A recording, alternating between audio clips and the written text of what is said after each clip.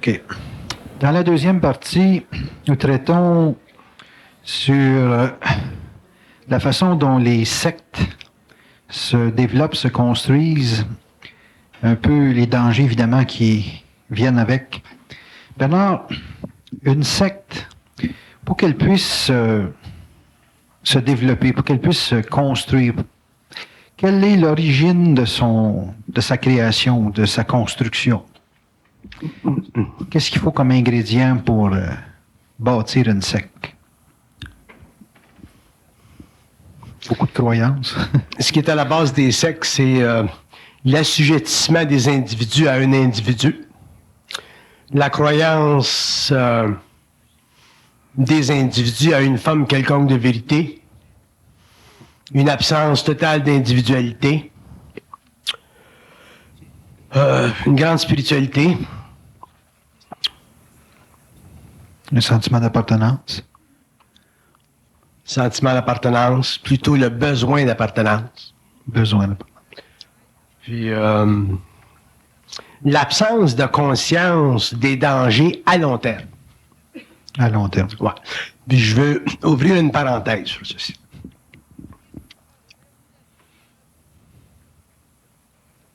Les hommes sont à la recherche de la vérité, c'est normal. Les hommes sont à la recherche d'un fil d'Ariane qui mène quelque part. Les hommes sont à la recherche souvent d'une famille.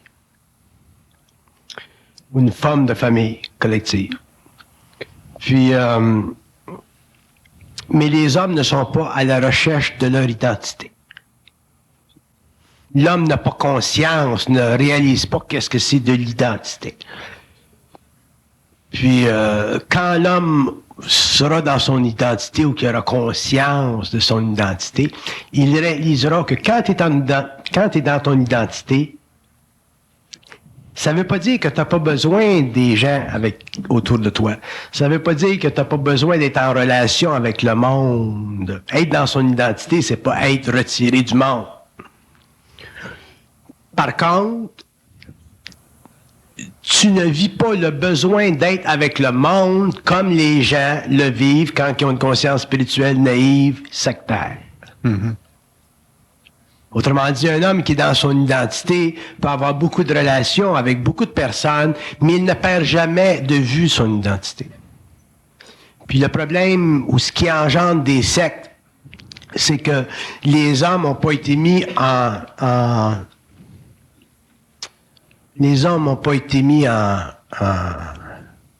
conscience. Les gens ne sont pas en conscience, sont en confiance. OK. Puis, aussitôt que tu es en confiance, d'une façon plus ou moins à long terme, d'une façon plus ou moins écoutée ou d'une façon plus ou moins longue, quand tu es en confiance, tu t'assujettis. Puis les gens qui sont à la tête des sectes sont souvent des gens qui ont des notions, des intuitions, ils ont une parole facile, ils ont beaucoup de convictions, ainsi de suite. Et ce magnétisme-là, ce charisme-là, devient pour eux une façon de magnétiser l'âme. Et c'est très dangereux de magnétiser l'âme.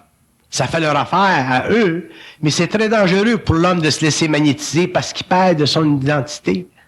Un homme, le magnétisme d'un homme, ça devrait être comme une enveloppe. C'est sa maison. C'est ses énergies. Puis, un homme ne devrait jamais laisser d'autres hommes le magnétiser. Puis, les gens qui entrent dans des sectes ou les gens qui créent malgré eux-mêmes des sectes sont des êtres qui ne sont pas conscients des lois de conséquence de l'acte que privilégie une certaine spiritualité ou une certaine forme occulte. Mm-hmm.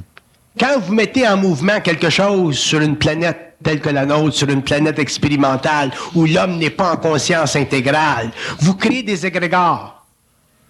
Donc, dans une secte, le gourou ou le chef de cette tribu-là, parce que c'est une tribu, crée des égrégores. Et les gens se laissent magnétiser par ces égrégores-là. Et éventuellement, ils perdent leur individualité, ils vivent des expériences.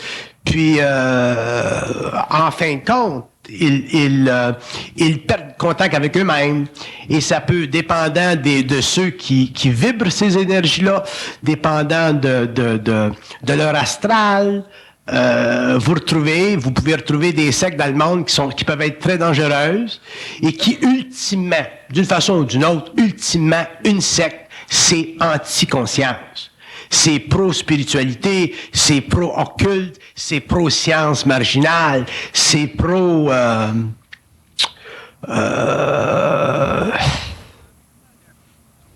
c'est pro-faiblesse. Mm-hmm. Puis,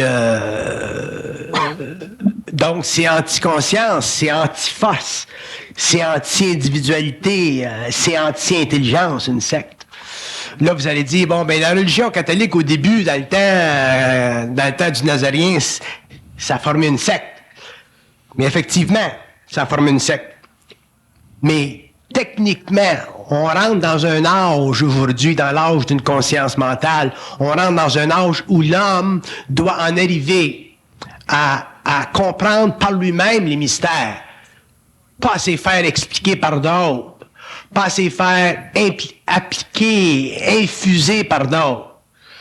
Puis, parce que si on regarde le phénomène de la secte d'un point de vue de l'involution, que la secte ait été créée par des grands initiés, ou que la secte ait été créée par des charlatans, ou que la secte ait été créée par des magiciens noirs, la secte demeure toujours un mouvement d'évolution psychologique et psychique qui, ultimement, enlève à l'homme l'opportunité de rentrer dans son identité. Pendant l'évolution, c'était nécessaire que certaines sectes spirituelles, religieuses se créent. Parce que ça faisait partie des plans d'évolution de la Terre, ça faisait partie du plan d'évolution des civilisations, et ainsi de suite.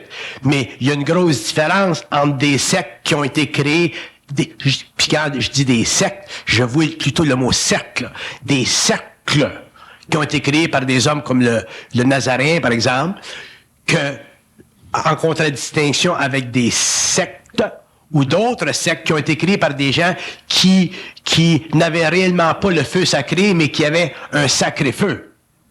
Ouais?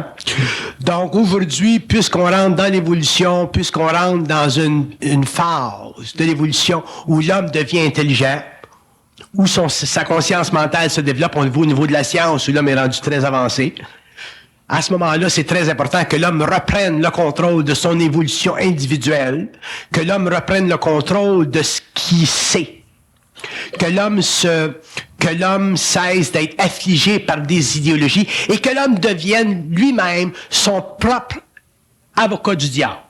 Que l'homme puisse réellement regarder ce qui lui est présenté par des hommes et qu'il puisse par lui-même investiguer la réalité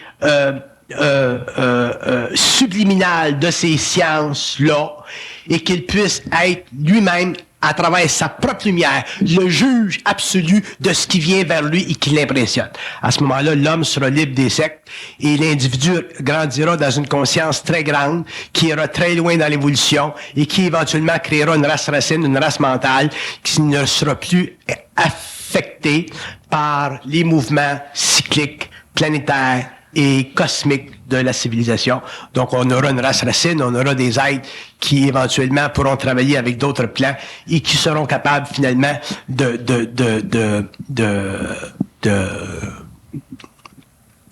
d'épouser le mystère humain.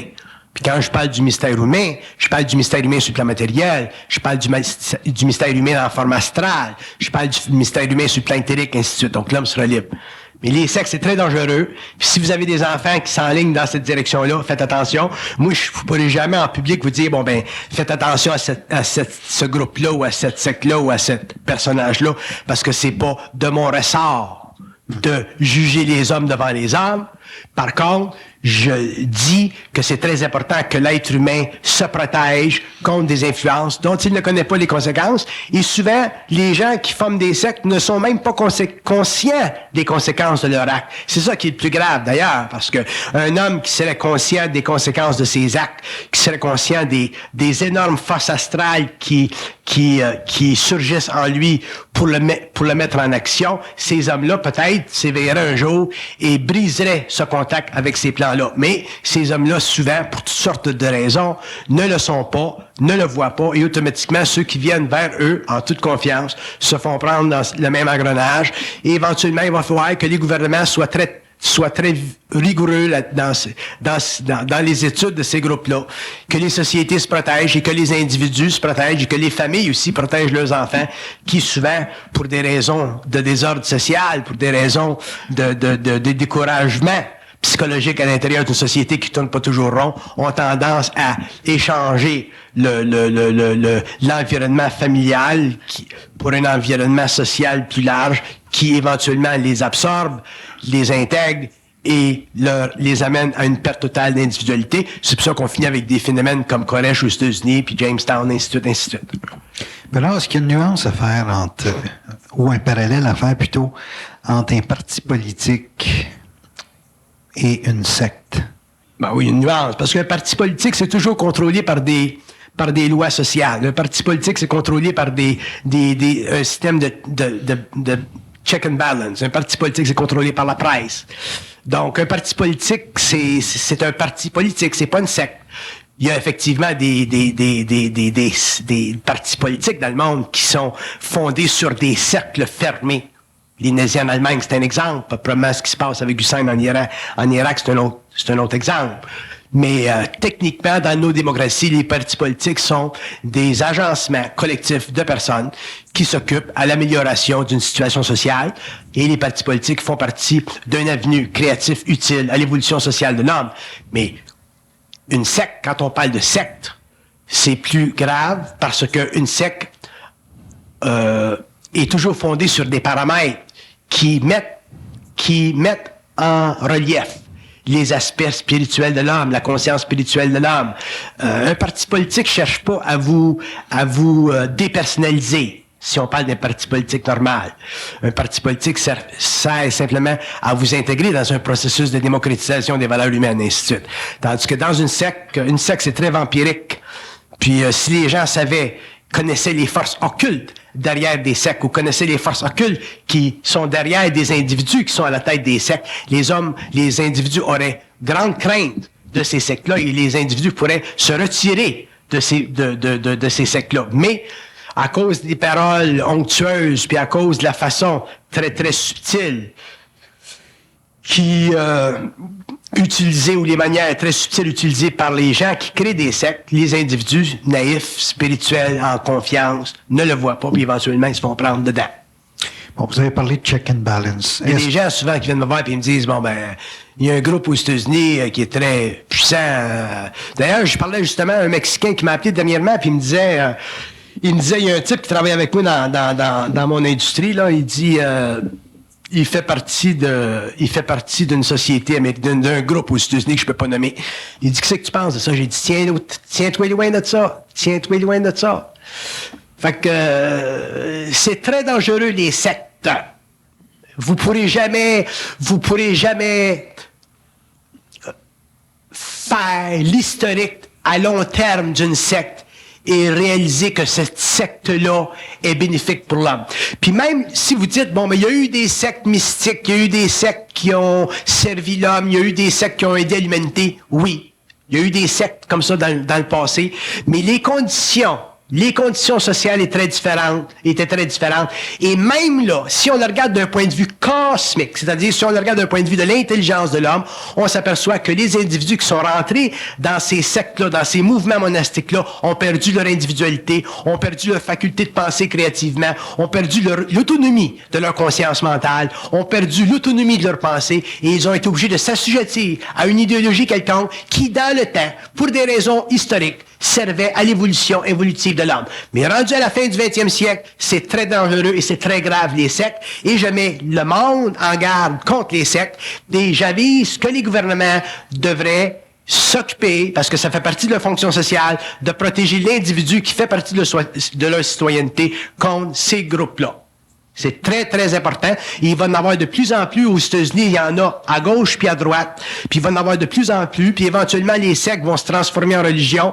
Les sectes vont prendre le caractère religieux pour toutes sortes de raisons, pour des raisons de taxes, pour des raisons d'évasion de taxes. Puis, il faut que les gens soient bien, bien alertés à ça. C'est très grave, les sectes, c'est très dangereux. C'est anti-homme, c'est très vampirique. C'est très dangereux. D'ailleurs, toutes les sectes sont contrôlées par les forces astrales. Bernard, est-ce qu'une secte sous-tend automatiquement une dictature? Une secte sous-tend automatiquement une dictature. Que ce soit une dictature mystique, que ce soit une dictature spirituelle, que ce soit une dictature occulte, que ce soit une dictature biblique, une secte sous-tend une dictature. Et est-ce que c'est la dictature qui rend dangereux la secte? C'est la dictature qui est le visage public de la secte, ou c'est la dictature qui est le visage cassé de la secte. La secte peut apparaître très, très douce, très, très bienveillante à l'extérieur, mais dans le fond, à l'intérieur, dans son fond, où il y a le jaune de l'œuf, c'est là qu'il y a une dictature. Comment on peut reconnaître la dictature d'une secte? Souvent, les gens qui sont dans les sectes ne peuvent pas reconnaître la dictature des sectes parce que les gens qui sont dans des sectes ou les gens qui créent des sectes sont de grands manipulateurs. Un homme qui est moindrement en conversion avec les forces occultes, qui travaille avec les... Quand je parle des forces occultes, là, je parle pas dans le sens très occulte du terme. Je parle d'un homme qui est en relation avec les forces spirituelles, des forces spirituelles, à travers la Bible ou à travers des œuvres, à travers ci ou à travers ça. Automatiquement, ces hommes-là ne savent pas ce qui se passe en eux, ne connaissent pas l'occulte de leurs sources, ne connaissent pas les entités qui leur parlent, ne connaissent pas les entités qui leur communiquent. D'ailleurs, vous entendez souvent ces gens-là dire, bon, mais c'est Dieu qui me parle. Quand quelqu'un dit que c'est Dieu qui te parle, là, check tes gosses tout de suite. Ou quand c'est le Christ qui te parle, ou c'est la Sainte Vierge qui te parle, ainsi de suite. Là, c'est commence à être grave. Donc, ils ne le voient pas, ils ont des blinds, ils ont des blind spots, puis ces gens-là deviennent éventuellement très dangereux, puis souvent, ils sont très, très sincères. Mais la sincérité, c'est le début du danger. Il y a une grosse différence entre être sincère et être intelligent. C'est plein de monde. Quand ils disent la terre... L'enfer est pavé de bonnes intentions. Est pavé de bonnes intentions, là, c'est ça. Fait que c'est très grave, les sectes.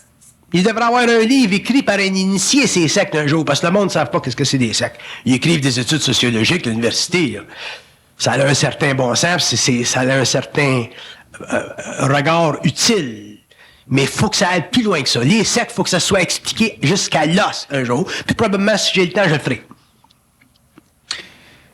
Si, Bernard, il y a une dictature, et si encore là, derrière cette dictature... Il y a toujours une dictature. Il n'y a pas de si là-dedans. Bon, OK. Il y a une dictature, il y a des forces qui manipulent un individu. Comment on peut reconnaître un individu manipulé? Comment on peut reconnaître un individu? Manipulé. Manipulé? Manipulé, oui. Un individu qui est manipulé, il va avoir confiance dans son gourou, il va avoir confiance dans sa secte. Sa secte, c'est la vérité. Je parle du gourou, le maître. Là. Ah, le maître. Comment on peut reconnaître dans le maître sa manipulation? Ah, ça, c'est intéressant. Tu peux pas. Tu peux pas. À moins d'avoir une certaine conscience, ou à moins d'avoir été brûlé dans d'autres sectes. À moins d'avoir une expérience qui te met au parfum. C'est difficile, c'est des manipulateurs. Ouais. Un maître, c'est un manipulateur. Ouais. Un maître, c'est un manipulateur. Puis pour dissecter quelqu'un, là, tu sais... Pour dissecter quelqu'un, le sortir d'une secte, ouais. Vous savez comment est-ce que c'est difficile? Oui, c'est ça. C'est parce qu'il y a quelque chose dans son mental qui se passe. C'est comme si l'individu qui est le maître, qui est possédé, en arrive à faire vibrer l'autre à la même possession. C'est ça. Est-ce qu'il y a effectivement une retransmission dans l'entité? Oui. L'entité du maître est capable de contrôler les autres. OK.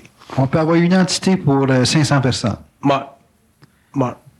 Tu travailles fort, l'entité. Ouais. Comment qu'une entité peut s'éparpiller sur 500 personnes? On parle d'intemporel, c'est l'intemporel. Ouais, mais comment ça se passe, Bernard? Communication, la pensée. Strictement ça. Ouais. Il se passe une conférence, une atmosphère, une ambiance. Ça dépend des individus, ça dépend de leur réceptivité, ça dépend de leur intuition, ça dépend de leur état de drive. Ouais. Tu sais, la télépathie, la communication d'une entité sur le plan humain, ça se fait par télépathie, c'est subliminal. Puis l'homme est pas assez conscient pour piger ces messages-là. Fait que ça se fait tout par le truchement de la pensée. La pensée, c'est le phénomène humain, hein? Tu connais la pensée, tu connais le monde de la pensée, tu connais le monde mental, tu connais tout. Tout est là. Tout est là. Ça m'amène à poser la question, comment qu'un double réussit à passer à travers toutes les manigances astrales des entités. C'est très difficile. C'est pour ça que ça prend une science sur le plan matériel pour que finalement cette science-là puisse commencer à pénétrer, puis à être utile, puis à désengager l'homme de ces forces astrales-là. C'est pour ça qu'on aura sur la Terre une très, très grande science. Ça sera à l'infini, cette science-là. Et l'homme connaîtra toute la game de ça. À ce moment-là, l'homme sera de plus en plus mis en vibration. Et une fois que l'homme est mis en vibration, mais il est capable de se soustraire de ces influences-là. Parce qu'il est allumé. Les hommes ont tout accès à la lumière. Par contre, cette lumière-là, quand elle passe, c'est comme le soleil. Quand il passe à travers les nuages, c'est difficile. Mais il faut qu'il passe. Puis l'astral, c'est les nuages. L'astral, c'est les nuages. Est-ce qu'une personne qui est spirituelle est automatiquement plus victime qu'une personne matérialiste à être touchée par ça? Oui, parce qu'une personne qui est spirituelle est naïve. Tandis qu'une personne qui est matérielle, ce qui l'intéresse, c'est son char puis sa job, puis elle va subir la vie, naturellement. Mais elle a des buffers. Tu sais, une personne qui est matérielle, dans le sens matériel, ces affaires-là, ça l'intéresse pas. Fait qu'elle a des buffers. Elle a des buffers psychologiques. Elle a des protections qui l'empêchent d'évoluer, mais qui la protègent contre la perte de son esprit, qui la protège contre l'assimilation astrale, qui la protège contre le vampirisme astral. Fait que, protégé. Les jeunes. Tandis qu'une personne qui est ouverte une personne qui s'ouvre à tout ce qui se passe, là, comment vous appelez ça, le New Age, là? Ouais, le New Age à gauche pas à droite, là. C'est là que les gens se font prendre. Puis c'est une grosse affaire, le New Age, là, surtout aux États-Unis. C'est comme une amorce à ce moment-là? Qu'il y a un New Age, c'est évident. Il y a un New Age, mais ce que le New Age sera et ce que le New Age ou ce que les gens pensent que le New Age est, c'est deux pays de monde différents. Les jeunes, Bernard, je parle des enfants de 4-5 ans qui sont endoctrinés à travers des sectes. Est-ce que c'est récupérable, ces individus-là? C'est récupérable, mais ça va être c'est difficile. Ça prend des parents qui sont habiles, puis ça prend des parents qui n'ont pas peur d'utiliser la loi.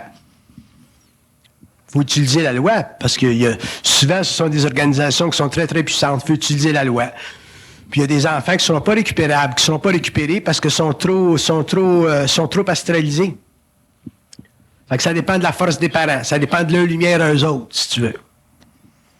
Est-ce que toute forme de secte sous-tend un endoctrinement? Toute forme de secte sous-tend un endoctrinement, oui. Est-ce qu'à ce moment-là, on peut reconnaître un individu qui est lié ou possédé par la secte, par la forme de doctrine qui va prêcher dans un sens? Ou, on m'a posé la question d'une autre façon, est-ce qu'un individu qui prêche une doctrine est sectaire? Un individu qui prêche une doctrine est sectaire, oui. Bon. Est-ce que c'est possible pour des individus d'être sectaires sans avoir de gourou? Dès qu'on prêche une idée... Si vous êtes sectaire, il y a un gourou. Parce que quand vous parlez de sectaire, vous parlez de perte d'individualité. OK. J'ai rien que les hommes soient ensemble, puis travaillent ensemble, fassent des affaires ensemble, mais que l'homme ne perde pas son individualité. Il ne faut pas que l'homme perde son individualité. Et pas perdre son individualité, ça veut dire que l'homme, l'individu qui fait partie d'une certaine collectivité, faut qu'il soit capable de mesurer jusqu'à quel point ce qu'il vit par rapport à cette conscience collective-là, jusqu'à quel point sa façon de faire, d'une façon intelligente, objective, qu'il soit conscient toujours des dangers astraux qui peuvent s'immiscer dans un processus collectif. Autrement dit, une conscience collective, ça s'en va toujours vers une secte. Puis ça demande des gens intelligents dedans pour la sortir. Autrement dit, c'est comme tu t'en vas vers le nord. OK? Puis si t'es pas conscient, puis t'ajustes pas constamment une conscience collective, elle va devenir sectaire. La responsabilité d'un homme qui travaille avec bien du monde, c'est de toujours s'assurer qu'il s'en va toujours vers le nord. Parce que une secte, c'est comme un avion. Un avion, c'est toujours poussé par le vent. Il faut que tu l'amènes vers le nord. Si vous pensez qu'une secte, ça n'a pas besoin d'être ajusté vers le nord, vous êtes déjà d'une secte. Si le monde, dans une conscience collective, s'occupe pas ensemble, quelle place qu'on s'en va, là? On s'en va-tu vers le nord, là? Ben on dévie du nord, là. Puis c'est quoi le nord? C'est le respect intégral de vos individualités. Fait que si vous avez du monde dans un groupe collectif qui ne respecte pas intégralement l'individualité, à ce moment-là, même si vous avez des bonnes intentions, puis même si vous dites, je suis pas intéressé à faire de secte, vous en allez vers ça. Les forces astrales vont vous amener vers ça. Mm-hmm. Peut-être que pas tout de suite, peut-être pas dans 1 an, peut-être pas dans 2 ans, mais moi je regarde 5 ans, 10 ans, 15 ans, 30 ans. Mm. Fait qu'une secte ou une conscience collective qui s'ajuste, puis tout le monde s'ajuste vers le nord, qui est l'individualité de l'âme, à ce moment-là, là, c'est plus une secte. Là, c'est une conscience collective, individualisée, créative. C'est extraordinaire, ce que tu peux faire avec du monde humain. Mais aussitôt qu'on perd le nord, ou que un ou plusieurs individus commencent à perdre le nord, puis que d'autres sont pas capables de reprendre leur individualité, ne sont pas capables d'être vigilants pour toujours garder l'individualité, respecter l'individualité, s'assurer de l'individualité. Parce que c'est seulement l'individualité qui est fondamentalement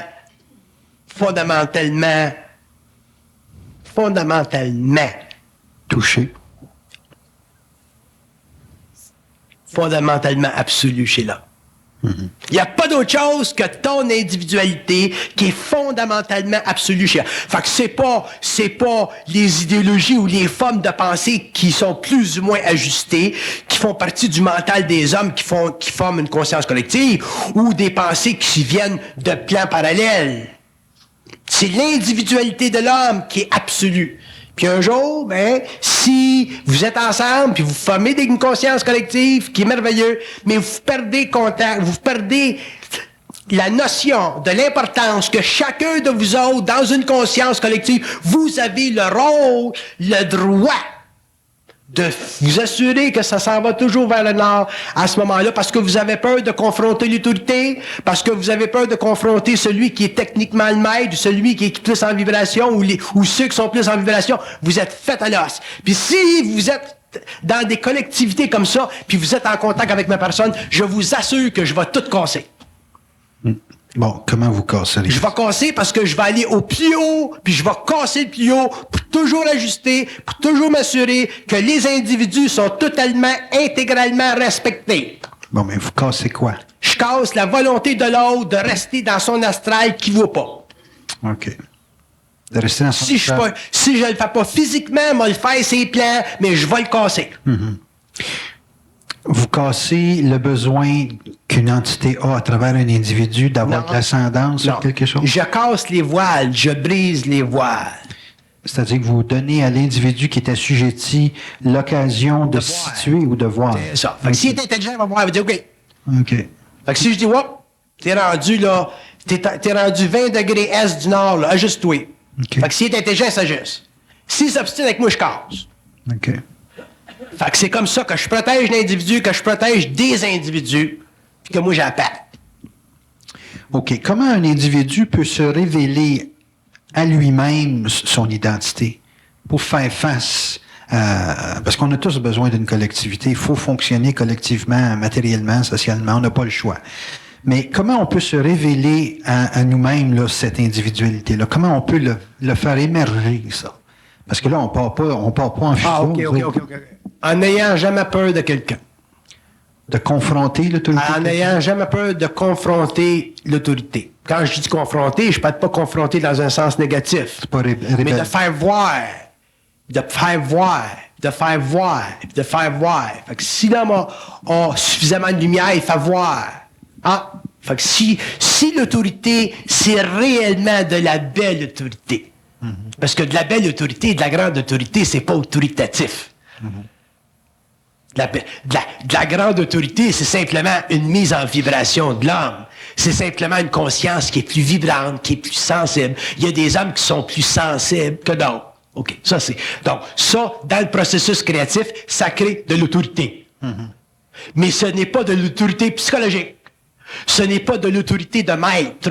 Ce n'est pas de l'autorité de dictature. Ce n'est pas de l'autorité de domination. C'est un faisceau.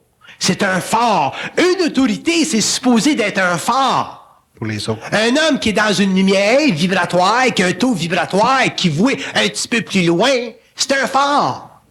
Fait que c'est lui, parce qu'il voit un petit peu plus loin, à travers de fog, à travers les nuages, il dit, ouais, il y a un récif là. Ça, c'est de l'autorité. Puis au niveau social, je le casse. C'est inévitable. Tant que je vais être ici, je vais le faire. C'est inévitable. Je peux pas faire autrement. Mais le problème, c'est qu'on parle pas rien de moi, puis on parle pas rien de gens que je connais, on parle de ce qui se passe dans le monde. Puis c'est plein de personnes dans le monde, aux États-Unis, en Europe, ainsi de suite, qui sont en relation avec des hommes, qui sont charismatiques, puis qui ont de la parole, puis qui ont la Bible en main, puis qui ont quelque chose en main. Puis ces gens-là, ce sont de l'autorité qu'ils dispensent. Et l'homme ne peut plus, là je parle de l'homme conscient, l'homme conscient ne vivra plus demain par rapport à aucune forme d'autorité.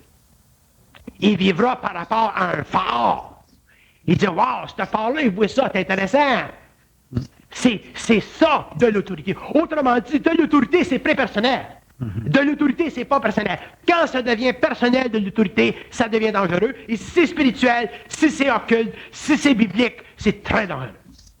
Donc, c'est l'impression que l'individu a un rôle à jouer pour d'autres qui fait le danger de son autorité, qui fait qu'il est astralisé. L'impression que l'individu a d'être indispensable. Indispensable à un environnement quelconque. Quoi? À partir du moment où l'individu pense qu'il est indispensable, il est fait à l'os, puis ceux qui sont avec lui sont faits à l'os. C'est ça le caractère psychologique, politique, astral de l'autorité. Tandis qu'un homme qui est conscient, il n'est pas indispensable. Pourquoi? Il n'est pas indispensable. Pourquoi? Il n'est pas indispensable parce qu'il n'a pas besoin de rien. Lui, il n'a pas besoin de rien. Non. Moi, j'aurais pensé qu'il n'était pas indispensable parce qu'il sait que les autres vont éventuellement disposer de la même autorité que lui. Il n'est pas indispensable. Il est pas indispensable parce qu'il n'a pas besoin de rien. Autrement dit, tu prends un homme conscient qui psychiquement n'a pas besoin de rien. Ça veut dire quoi, ça, pas besoin de rien? Ça veut dire qu'il peut faire n'importe quoi. Il se définit pas par rapport aux autres. Il se définit pas par rapport aux autres. Il se définit pas par rapport à une mission. Il se définit pas par rapport à une philosophie. Il se définit pas par rapport à une idéologie. Il se définit pas par rapport à une forme quelconque d'autorité. Si moi, tu me dis, mais matin, je veux plus t'interviewer, bon, je vais ouvrir un magasin de patates frites. Ou tu vas trouver un autre intervieweur. Pas nécessairement. Non. Non, parce que t'es le dernier. Ah bon. Bon. Fait que je vais m'ouvrir un magasin de patates frites. Je viens de le savoir. Ça va être très bien. Je fais des belles patates frites. Parce que j'ai pas besoin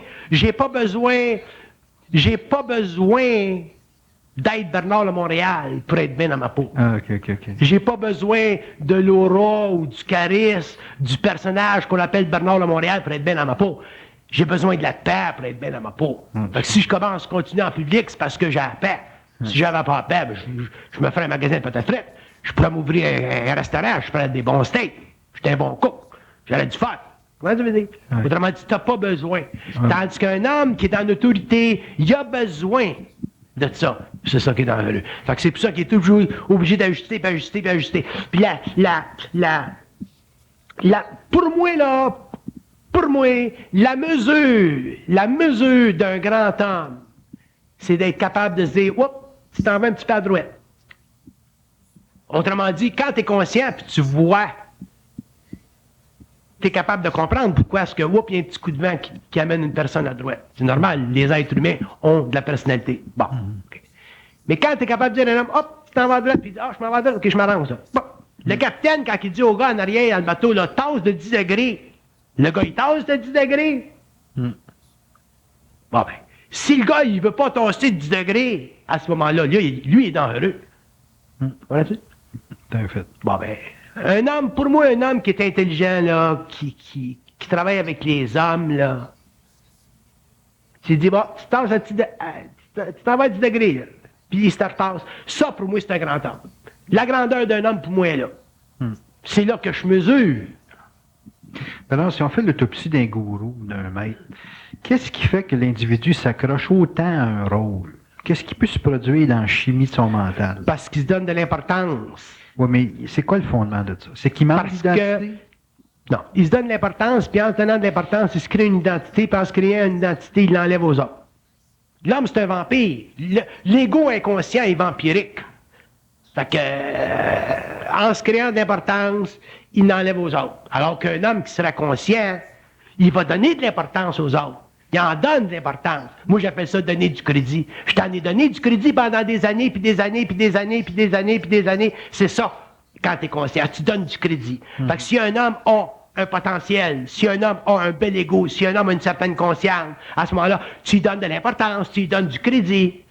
Tandis qu'un homme qui est sectaire, un homme qui est gourouique ou gouroueux, il ne veut pas donner de l'importance.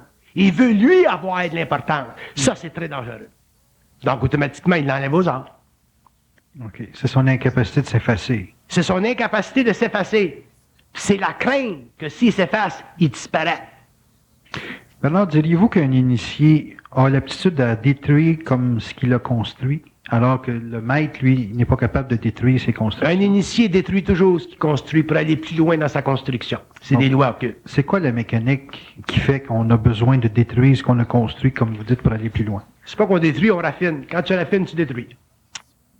Pourriez-vous l'expliquer un petit peu? Ben, quand tu raffines, tu détruis parce que l'homme, quand tu crées quelque chose initiatiquement, tu crées une forme. Puis quand tu crées une forme, l'homme a l'impression que la forme est stable. Elle n'est pas stable, la forme. Elle est temporaire pour aller plus loin dans le perfectionnement de la forme.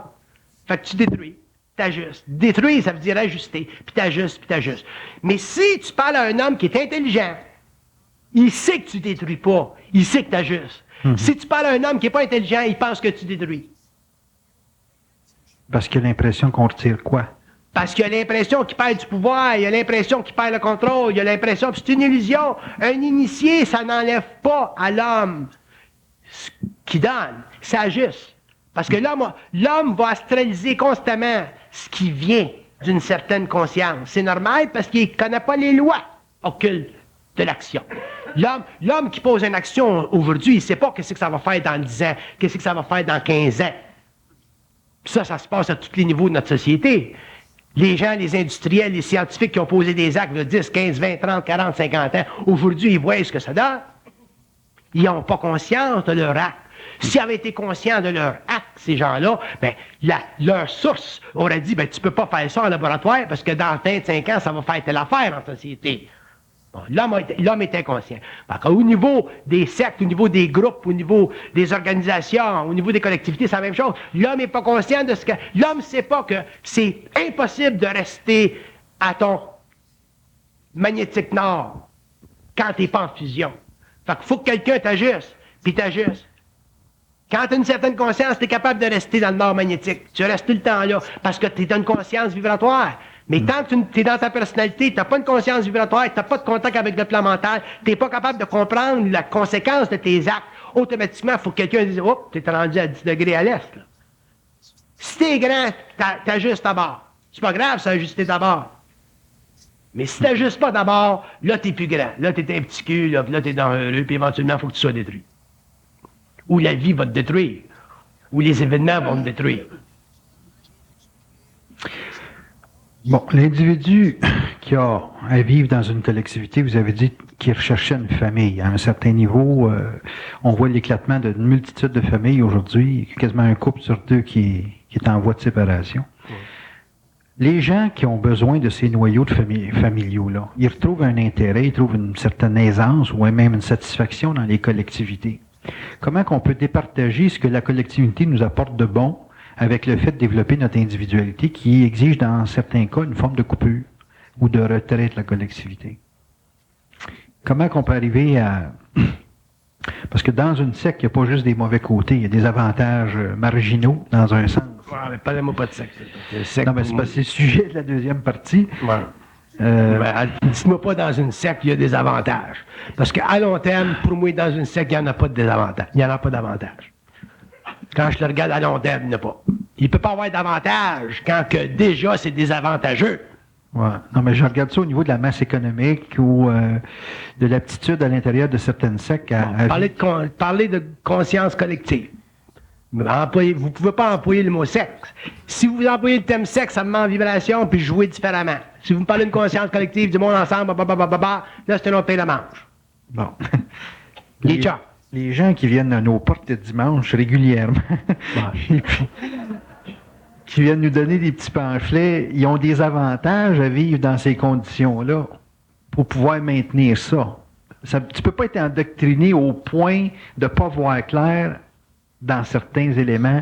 Il faut qu'il y ait un avantage, il faut qu'on t'ait donné une protection sociale pour un emploi, il faut qu'on t'ait donné à travers le regroupement un job, il faut qu'on t'ait donné des éléments de survie pour justifier. Parlez-vous d'une secte, là, ou C'est parce que la deuxième partie, Bernard, c'est le danger des sectes. C'est de parler d'une secte. Okay. En tout cas, une secte, c'est une secte. Une secte, c'est anti-homme. Une secte, c'est anti-lumière. Une secte, c'est anti-individualité. Pour moi, il n'y a pas d'avantage. Fait que même si t'en as temporairement, tu vas y perdre de l'heure. OK. Bon, ça veut dire que... Parlez-moi pas de secte. Bon, on peut parler de secte. Mais je veux dire, il y a une façon vous voyez pas d'avantage d'une secte, parce que vous les voyez tout de suite, les avantages. Mais dans 10 ans, dans 15 ans, dans 20 ans, il y a des désavantages. Puis même si vous dites, ben, je suis bien. Là, je voudrais en nommer une secte, mais je peux pas en nommer. Bon, mais je suis bien. T'es bien par rapport à la secte-là, parce que tu sais pas d'autre chose. OK. Autrement dit, ça, c'est comme les gens qui vont dire, bon, ben, les gens qui vont dire, tu souffres pas de ce que tu connais pas. Ça, je l'ai entendu souvent, celle-là, tu souffres pas de ce que tu connais pas. Bon, mais, quand une personne est capable de dire, tu souffres pas de ce que tu connais pas, c'est parce qu'elle connaît rien. C'est parce qu'elle sait rien. Tu souffres pas de ce que tu connais pas. Faut-il être con? Ben, d'accord. C'est parce qu'elle sait rien. Si elle savait quelque chose, elle ne pourra pas dire, tu souffres pas de ce que tu connais pas. Fait que de dire, tu souffres pas de ce que tu connais pas, on est bien là, dans notre petite affaire en Arizona. Il fait soleil, on mange à tous les jours, le gourou, il est fin, il nous amène des messages d'en haut. Tu souffres pas de ce que tu connais pas, mais dans le temps, tu vas réaliser une expérience quelconque. Si tu es moindrement allumé. Si t'es pas allumé, ben, tu vas faire partie de la secte, puis ça fait partie de ton karma. Il y a un karma d'une secte, hein? Tous les gens qui sont liés à des sectes ont des liens karmiques. Entre eux? Ah ben, c'est évident. C'est évident. C'est évident. Puis c'est des gros liens karmiques. C'est pour ça que quand tu rentres d'une secte, c'est tough de sortir de ça. C'est des gros liens karmiques. Moi, dire une chose, c'est très intéressant pour l'homme de vivre avec l'homme, d'être en relation avec l'homme, d'être enveloppé par une sorte d'humanité. C'est très intéressant pour l'homme. Pourquoi? Parce qu'il n'y a pas d'individualité. C'est très dur de vivre sur une planète expérimentale qui est techniquement dans un état de désagrégement au niveau valeur, puis de connecter à une secte qui va te sécuriser temporairement. Parce que vivre ton individualité seule devant toute la turbulence mondiale actuelle, c'est très tough. Très tough. Maintenant, est-ce qu'il faut faire face à la survie seule? Ou c'est préférable, si on est intelligent, de faire face à la survie en collectivité? Faire face à la survie, vous devriez la faire en collectivité, mais jamais perdre votre individualité. Bon, si vous perdez votre individualité, si ça risque de saper votre individualité, vous êtes mieux de crisser ça là puis faire votre survie seul. Parce que c'est très long, le raffinement d'une conscience collective. Il y a bien des individus là-dedans, c'est bien là. Fait qu'il ne faut pas que tu perdes de vue ça. Fait que ça dépend des individus. Il y a des individus qui ont plus de résistance que d'autres. Il y a des individus qui sont capables de garder leur individualité à travers une collectivité plus que d'autres. Ça dépend ça dépend du psychisme de chacun. Ça dépend de la conscience de chacun. Mais techniquement, si l'homme est dans une conscience collective et qu'il perd son individualité, éventuellement, il va être obligé de se réveiller puis de la reprendre, son individualité. S'il ne la reprend pas, il va être étouffé par la conscience collective. Et à ce moment-là, la conscience collective l'étouffe. Malgré lui, ça va devenir une secte. Il va en faire une secte. Pour vous poser une autre question, c'est une croche celle-là. Est-ce que c'est possible d'être individuel sans moyens financiers? C'est facile d'être individuel sans moyens financiers? Être individuel, c'est ta conscience. Ça n'a rien à faire avec le moyen financier. Le moyen financier, ça fait partie de ta conscience créative ou ça fait partie de tes talents. Puis une personne qui n'a pas de moyens financiers, dans le sens qu'une personne qui aujourd'hui, dans le monde occidental, n'est pas capable de se trouver un job, c'est une personne qui a des gros problèmes. Quand même, tu travaillerais comme waiter, comme taxi driver. Une personne qui n'est pas capable de se créer un moyen financier quoi, pour manger, puis se donner un toit, puis se vêtir, il manque de l'adrénaline. Puis une personne qui rentre dans sa conscience créatrice, mais éventuellement, il en arrive à pouvoir explorer toutes ses possibilités parce qu'il a accès à beaucoup d'énergie créative. Ça, c'est la conséquence de la conscience.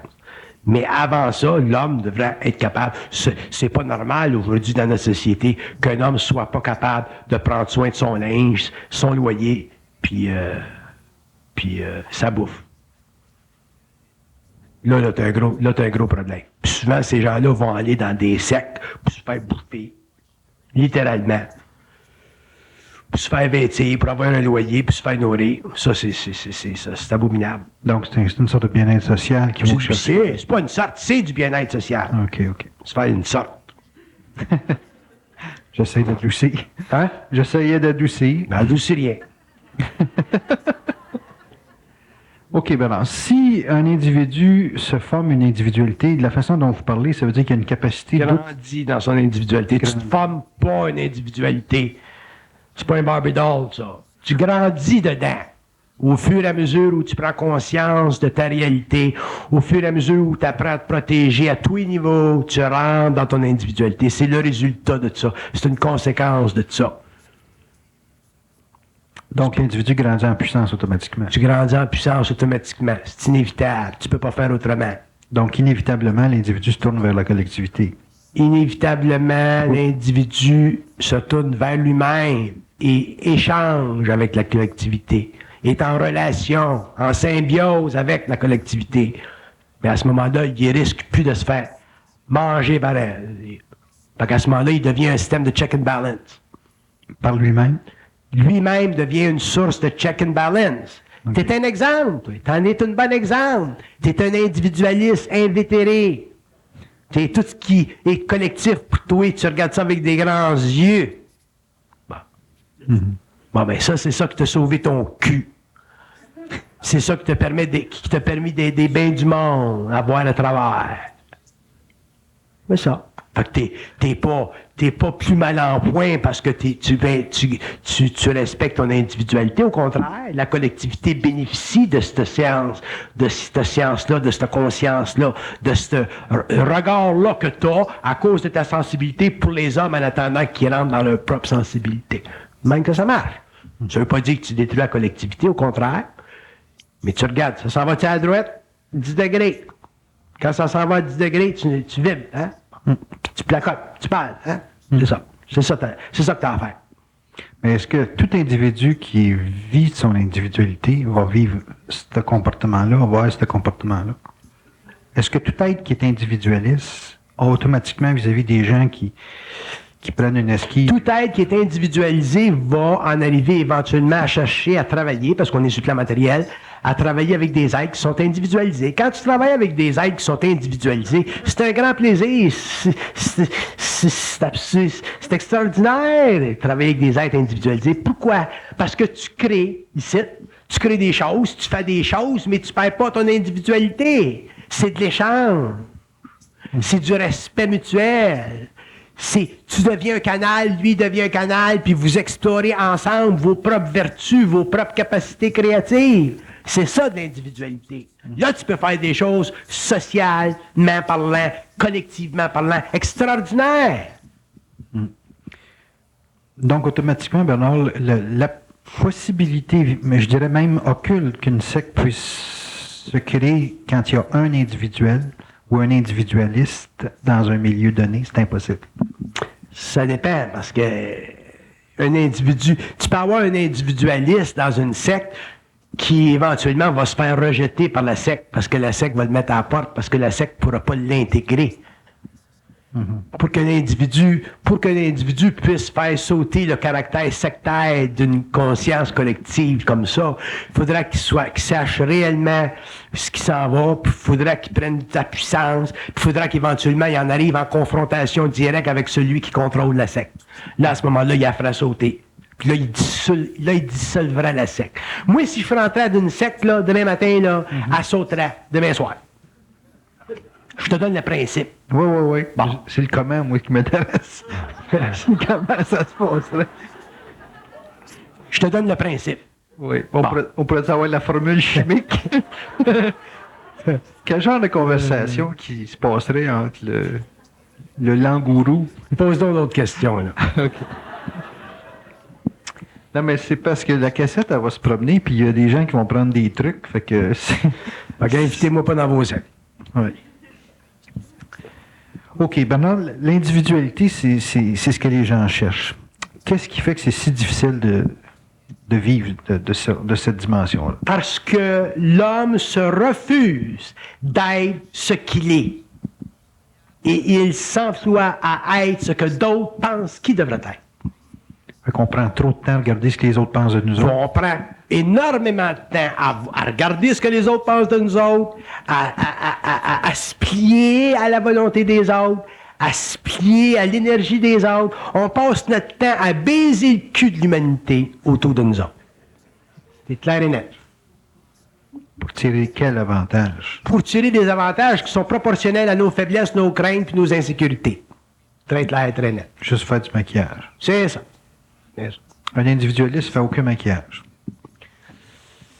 Un individualiste, c'est du granit. T'sais. Un individualiste, tu sais qu'est-ce que c'est?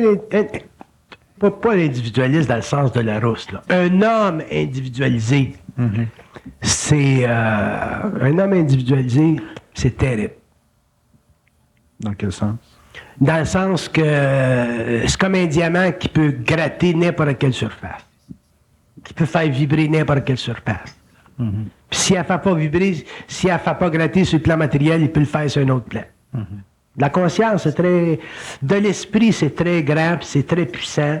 Et l'esprit de l'homme, dans l'évolution, deviendra très grand et très puissant. Et au cours des siècles, la civilisation se transmutera, se transformera à un tel point que l'homme n'aura même pas de mémoire de ce qu'il vit aujourd'hui. Par rapport au plan, c'est-à-dire par rapport à ce que ça peut représenter comme connexion, la source avec l'individu, l'ego, c'est quoi de l'individualité pour eux autres? Pour la lumière, pour la lumière. L'individualité, c'est la matérialisation de la performance sur la Terre. De leur performance. Ouais. Pourquoi vous dites performance? La performance. Les autres sont en dehors du corps matériel, sont en dehors de l'astral. L'esprit, c'est une intelligence qui est dans l'intemporel cosmique. Puis quand il connecte avec l'homme sur le plan matériel, qui fusionne avec l'homme, puis qui s'unifie avec l'homme, qui établisse un équilibre avec l'homme, puis que l'homme rentre dans son individualité mentale, c'est-à-dire qu'il sort complètement des lois d'opposition planétaire par rapport à sa conscience, à ce moment-là, l'esprit agit à travers l'homme, puis l'homme agit à travers l'esprit. Fait que quand l'esprit agit à travers l'homme, l'homme devient un initié, puis quand l'homme agit à travers l'esprit, à ce moment-là, l'homme devient réellement occulte. Est-ce qu'un être individualisé est libre de tout doute? L'être individualisé n'a aucune conscience fondée sur la croyance, donc il est totalement imperméable à l'astral qui cherche à créer dans l'homme une forme quelconque d'approbation psychologique pour son ego. Donc il est totalement irréversible et totalement intouchable, psychiquement et psychologiquement. Il est intégrable. On ne peut pas avoir d'êtres qui ont des personnalités astralisées qui sont individualisées. C'est impossible. Ça fait partie de l'évolution de l'homme. Ben, ça fait partie de l'évolution, de l'individualisation de l'homme. Ça fait partie de l'évolution. Et dans l'évolution, l'homme sera parfaitement individualisé et l'homme ne sera pas, à aucun niveau, ni matériel, ni psychique, influençable. Sa connexion avec le plan mental, les circuits universels, sera totalement télépathique, mais sera sous son contrôle dans ce sens qu'il aura éliminé complètement la naïveté de sa conscience spirituelle, il aura éliminé complètement la croyance, et il vibrera la pensée, et il vibrera la communication, et cette communication-là, quand il la vibrera, elle devra être parfaitement harmonisée à sa volonté planétaire, qui sera en même temps sa volonté cosmique. Il n'y aura pas de différence entre l'homme planétaire et l'homme cosmique. Il n'y aura pas de différence entre la conscience éthérique, la conscience matérielle, puis le centre de lumière qui fait partie de la liaison de l'âme et de l'esprit. L'homme sera réellement un immortel. Dans le sens que, passant du plan matériel, il passera au plan éthérique, ne perdra pas conscience, restera en communication télépathique, autrement dit, pourra continuer à vivre la communication avec les circuits universels, rentrera pas en forme astrale pour perdre le contact avec la pensée. Autrement dit, un homme qui meurt et qui continue de penser, c'est un homme qui n'est pas mort. Il est immortalisé dans sa conscience et il n'appartient pas au royaume de la Terre. Pour les plans astraux, un homme qui s'individualise, ça équivaut à quoi comme perte? Ça équivaut à une révolution perpétuelle. Pour eux autres. Pour eux autres. C'est ce qu'ils redoutent le plus. Est-ce qu'ils ont tendance à fuir ça ou à s'attaquer plus à ces êtres-là? Ça dépend de leur intensité, ça dépend de leur tête de cochon, ça dépend de leur niveau de spiritualité, ça dépend de l'autorité spirituelle qu'ils ont, ça dépend des royaumes qu'ils contrôlent, ça dépend des statuts spirituels, planétaires, astraux qu'ils ont, et ça dépend aussi de leur karma à être transmuté. On parle de l'individu qui vit ça, là. Ouais. OK. Un homme conscient, c'est plus sien qu'un être en forme astrale sur les plus hauts plans de la mort. Ça peut aller jusqu'où la science de l'astral? C'est quoi La science de l'astral, ça n'a pas de limite. Ça fait partie de la complète mémorisation de l'homme, ça fait partie de la parole de l'homme, ça fait partie de son accès aux archives universelles, ça fait partie de son autorité sur les morts. Ça va jusque-là. Vous voulez dire qu'un homme conscient a autorité? Oui, il a autorité sur les morts parce que les morts ne sont pas capables de le regarder dans l'éther mental de ses yeux. Ils sont obligés de se retourner le visage. Parce qu'ils brûlent. Il brûle. Il brûle par rapport à quoi? Il brûle par rapport à sa lumière. OK. Donc, quand les gens vivent, je ne peux pas prendre le mot exorcisme, là, mais quand ils vivent un dégagement de certaines entités, ils vont souvent parler d'une brûlure au plexus. Mm-hmm. Ça, c'est une entité qui décolle, qui se dégage? Se retire. Bon. Oui. Quand ça se passe, ce phénomène-là, est-ce qu'on peut dire que l'individu s'individualise? Oui. Oui. Qu'est-ce qui se passe comme processus d'individualisation à ce moment-là? Parce que l'individualité, à ce moment-là, c'est pas une façon d'être, c'est pas une attitude, ça a l'air d'être une vibration ou un état de conscience. Qu'est-ce qui se passe? C'est quoi? Qu'est-ce qui se passe exactement? C'est qu'il est pénétré par de plus en plus de sa lumière, de sa propre lumière. Puis c'est cette pénétration-là qui crée un choc dans l'astral puis qui force les entités à se retirer. Quand une entité se retire par exorcisme ou par transmutation, c'est pas que l'entité se retire par sa propre volonté, c'est que l'entité se retire parce qu'elle est obligée de se retirer. Elle n'a pas de choix. Fait que ce que l'homme vit, lui, le feu qu'il vit, c'est son propre feu. C'est pas le feu de l'entité. OK. Mais l'entité, elle, est brûlée par son feu. Est-ce que l'entité continue d'orbiter autour de l'individu? L'entité, ça dépend de l'individu, ça dépend de sa vibration, ça dépend de sa lumière, ça dépend de sa conscience. Sa conscience est assez grande. L'entité se replie, ou d'autres entités, parce que souvent les entités travaillent ensemble, ils se replient, puis l'homme rentre dans son individualité, rentre dans sa paix, puis éventuellement devient permanent. Transmute. Une dernière question. On est conscient à travers votre instruction des phénomènes astraux. Est-ce que dans un laps de temps d'une vie, un individu a le temps entièrement de s'individualiser? Oui. Oui. C'est faisable. Oui. Avec l'instruction que vous avez donnée. Avec l'instruction. Oui. Pas l'instruction que j'ai donnée. Avec l'instruction. L'instruction, ça ne m'appartient pas. Ça fait partie de la science de l'homme. La seule chose, c'est que c'est plus facile pour moi de rentrer dans ces réserves-là, dans ces plans-là, que pour l'homme en général.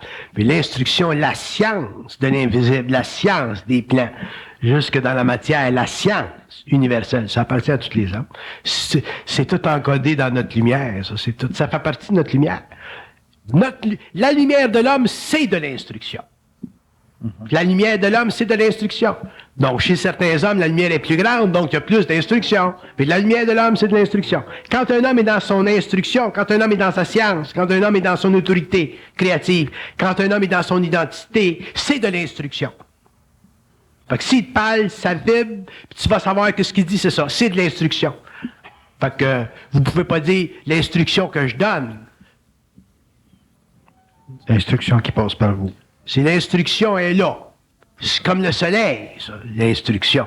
Bon, il y a des hommes qui vibrent plus. Il y a des hommes qui ont moins. Il y a des hommes qui sont obligés de mettre des petites lunettes de soleil pour regarder le soleil, parce que ça brûle. Il y a des hommes qui sont capables de regarder le soleil sans lunettes. C'est la seule différence. Fait que vous pouvez pas dire l'instruction que je donne. C'est que je peux regarder le soleil face à face. Est-ce qu'on peut s'attendre dans le futur, est-ce qu'il y a des gens qui descendent d'autres aspects de l'intelligence? Oh, définitivement. Pendant 2500 ans. Puis ça va aller jusque dans la science matérielle. Ça. Il y a des hommes sur la Terre qui vont créer de la musique. Il y a des hommes sur la Terre qui vont créer de l'architecture. Il y a des hommes sur la Terre qui vont matérialiser des cristaux. Il y a des hommes sur la Terre qui vont matérialiser des éthers de vie dans le plan éthérique qui vont être d'une sublimité, d'une beauté tellement grande qu'on appellera ça dans le temps le paradis terrestre, qui est très différent du ciel, parce que le ciel, c'est pour les ignorants, alors que le paradis terrestre,